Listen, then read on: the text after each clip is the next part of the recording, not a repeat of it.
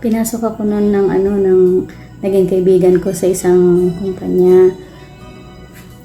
Bago lang ako doon. Siyempre, pagka nagbabangayan sila, magkakasama, humingiti lang ako.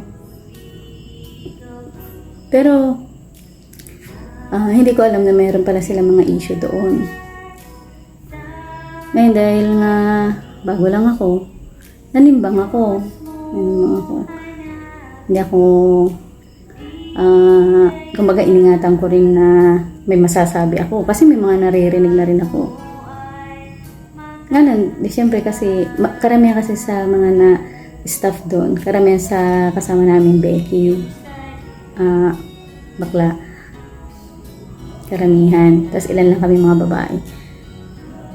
Medyo matataras sila magsalita. Hindi ko,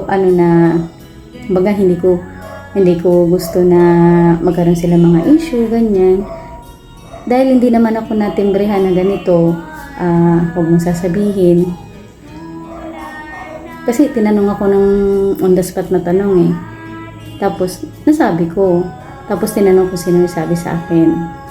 Ayun, nagsabi naman sa akin, hindi naman umamin. Di, naging na ako ang nagpapakalat ng kwento laban sa kanya.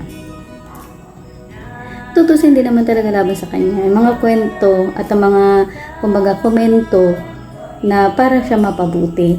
Pero ayaw niyang tanggapin. Ayaw niyang tanggapin yun. Meron siyang sariling pananaw.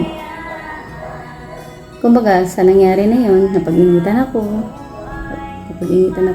Hindi ko akalain na nagsunod-sunod na nilayuan ako. Dahil magagawa raw ako ng kwento. Hindi ko alam. May mga nagsasanga-sanga na. Sinasabi na wag akong pagkatiwalaan. Kaya nanatili lang ako sa isang lugar. Nagtatrabaho ako maayos. Ganun. Tapos hanggang sa umalis ako, lumipat ako ng ganun din na nangyari. Yun ang mahirap sa akin yung pag tinanong ako, sasabihin ko. Mahirap makisalamuha sa mga tao ngayon kapag nagsalita ako ng totoo. Kasi hindi nila tatanggapin.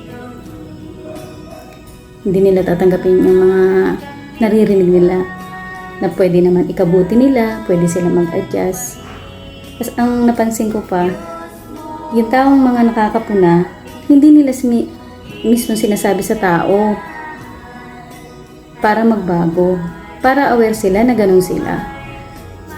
Sila nga dapat ang magsasabi kung ano yung mga ginagawa o kaya yung mapapabuti. Pero hindi nila sinasabi, sa ibang tao nila sinasabi.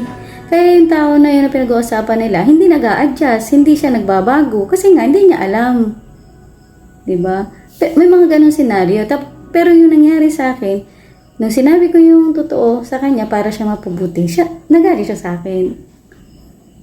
Ganon. Mahirap magpakatotoo sa mga tao sa ngayon. Kaya, yung mga yun na ilalayuan ako, na inakala ng karamihan na palaaway ako. Kaya ayos lang kasi hindi ko rin naman gusto na magkaroon nga ako ng maraming kaibigan, pero marami rin galit sa akin. Mas ginugusto ko pa na nag-iisa ako, nagtatrabaho ako. Kung may kailangan ka sa akin, gagawin ko, sasamahan kita. Kung may tatanungin ka, sasagutin kita. Hanggang gano'n lang, kumbaga hi-hello na lang. Kasi may tendency na nakakasama para sa'yo yung sasabihin ko. Kaya nanatili na lang ako sa bahay. Kasi ganun ako katotoo eh. Nagigilty kasi ako na pagka nakikinig ako ng salita ng Diyos, nagbabasa ako ng Bible, tapos hindi ko ina-apply sa buhay ko. Anong silbi ng pagbabasa ko? Anong silbi ng pakikinig ko ng mga aral kung hindi ko naman yun isa sa buhay? Diba?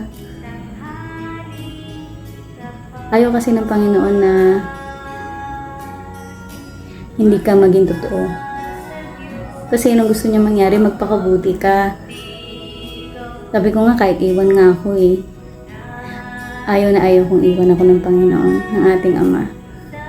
Kasi sa dami ng nagawa niya para sa amin, lalo na sa akin, at mga pagpapala na binigay niya, pinadala niya sa amin, mga tao na ginamit niya para kami tulungan, makaahon.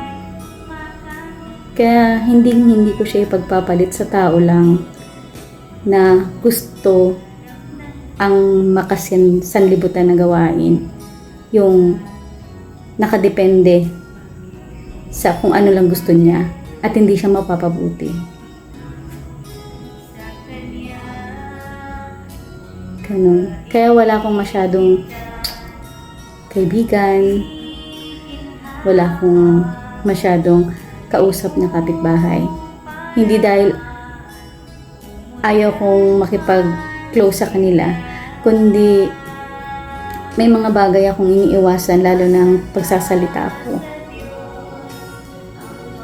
Gusto ko na maging mabuting magkakapitbahay kami. Wala kami mga issue. Magkaroon man ako ng kaibigan, mabuti ang pakikisalamuha, pagsasamahan. Kung meron man akong mapapansin, sasabihin ko sa kanya. Mas maganda na tatanggapin niya. Mas maganda na may mga sasabi siya sa akin na kaya kong baguhin. Ganun kasi ang gusto ko, transparent. Para tayo magbago. Hindi lahat ng mabait mabuti. Ikaw, anong mga bagay na dapat kang magpakatotoo? Share mo naman.